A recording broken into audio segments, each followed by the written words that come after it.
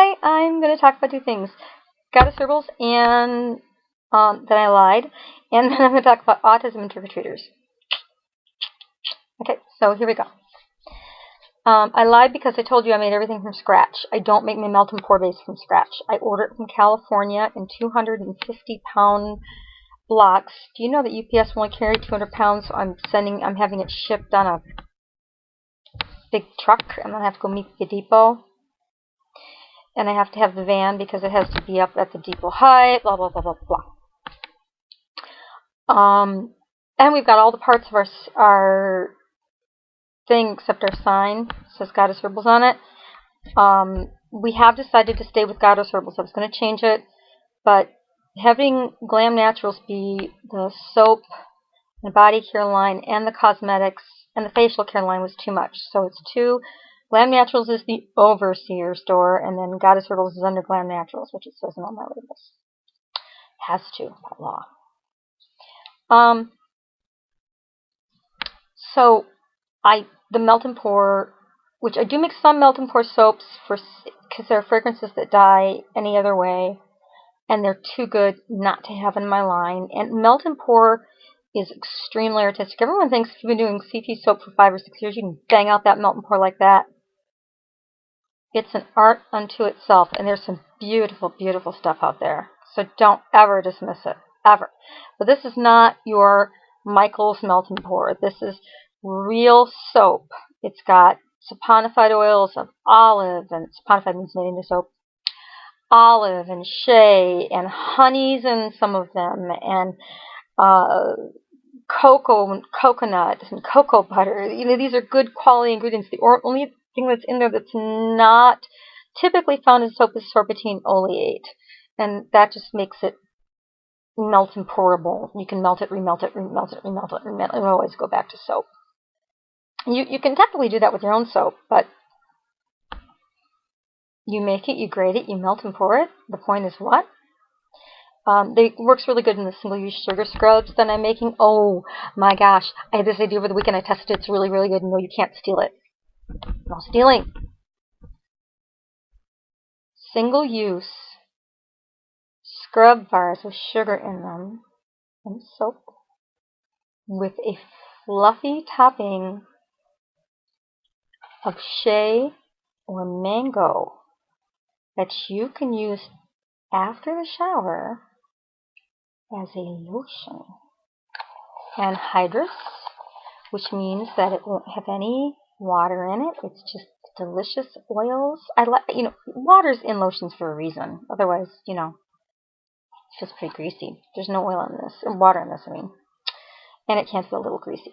But, with IPM and just the most delicious thing for the winter, take this and then even use a little bit of that lotion to shave your legs. Oh. Okay, so I'm testing those. I'm very excited. Okay, next thing, let's talk about autism and trick-or-treaters. If you have an autistic child, this is your first year trick-or-treating, you're very excited. You probably spent more on a costume than you have a right to. And this is like real trick-or-treating time. This is either old enough, big enough to say trick-or-treat and thank you. They're not just going around in a little outfit like we did with our kids when they were small. If your child doesn't want to go, don't push it. Pick your battles. You can't force a child with autism to be social. And if you know one kid with autism, you know exactly one kid with autism. One of my kids will trick-or-treat to 4 or 5 houses, and then he's done. Doesn't really want to do anymore. So we buy extra candy so he's got as much candy as his brother does. His little brother, the yakety-yacker Asperger one, he's kind of on the Asperger autism line, if there is such a thing. It's a spectrum disorder. It's really hard to say, oh, you're A, you're B, you're C. It's not like that. It's they'll be way over here in one thing and way over here in another, and they'll even be on part of the normal scale with others, like Hearn's right there with math. JJ will go to every house, even if the light's off, pound on the door and demand candy. I mean, we have to every year go over the rules with him. Please, thank you. Look people in the eye. He's capable of it. Hearn is not. But Hearn is capable of saying thank you. So, we make sure. Now, if you are giving treats to kids and you come upon one that looks different, and the autism doesn't really have a look. Usually they're a little on the chunky side. It's a control issue. Not always. Jerry's real thin. And when you were a kid in school and the special needs kids that weren't really diagnosed with anything, and didn't have Down syndrome, they just didn't look like their brain was completely engaged with what they were seeing. And that's a cognitive disorder. And that's autism. Your brain cannot process what you see and hear. It's either too much or it's not enough. And you're thinking on a different level.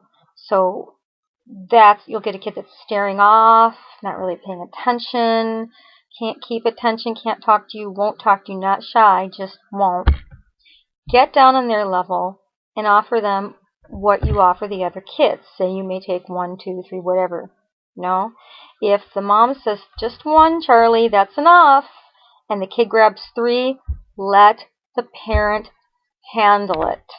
If you have a rule, look at the mom and the child and say, we just take 1, look at the kid first, then up at the parent. If the child starts to have a screaming fit and you feel the need to hand the child more candy to keep the kid quiet, don't. Say, you're welcome, just as if they said thank you, and they're sobbing on your doorstep as the mother hauls the child away in humiliation and embarrassment. Parents with children with autism, it's very hard to take your kid to a restaurant, out in public, anywhere. I mean, we don't even like to take Jerry to the grocery store because he has fits and stuff, but we have to acclimate him to work with other people, and he asks very inappropriate questions. If you're asked a very inappropriate question, say, well, that question is a good question, but it's a private question, so why don't you talk to your mom about it later? A child with Asperger's will not take that for an answer, but that's got to be your answer, okay? You're not doing any favors by explaining that you're in a wheelchair because you may want to. It may be beneficial to you. I got hurt and I'm in a wheelchair. I can't hear because I lost my hearing. And you speak oddly, though that's not a good one. I have this kind of dog because I like this kind of dog. But you're going to get some odd questions from those kinds of kids. Just be prepared for it. It's always best to be down on their level anyway because kids are little and they got to see into the basket. And otherwise, you're just this tall adult they're not going to remember. And the joy of Halloween for me is having the kids come to the door, look at their costumes, making a big deal about them, and then handing them the candy. That's my joyous Halloween. May you have a joyous Halloween.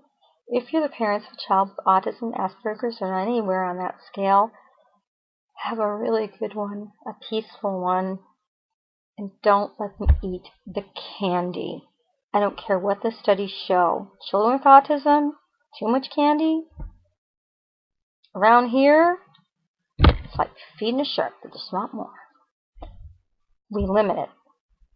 Oh, and extra candy, you may get some. We take our extra candy, and if I have soap that's not selling for some reason, usually because it has vanilla and it's brown in it, or it's an oddly shaped bar, I take it. There's a women's shelter that's so grateful for it across the street. Women that are getting out of bad relationships, I take them, and I don't just take them the crap candy either. Take them the good stuff too. So thanks for hanging in with me for another 10 minutes. Why I'm wearing white, always wearing white these days, it looks best under the lab coat, and I can bleach. No other reason than that. I can bleach it like I can bleach my lab coat. It all goes in the wash together. I wear colored pants, but they're covered by the lab coat. So if you see me in white, no makeup, you know I'm working. Have a blessed Halloween.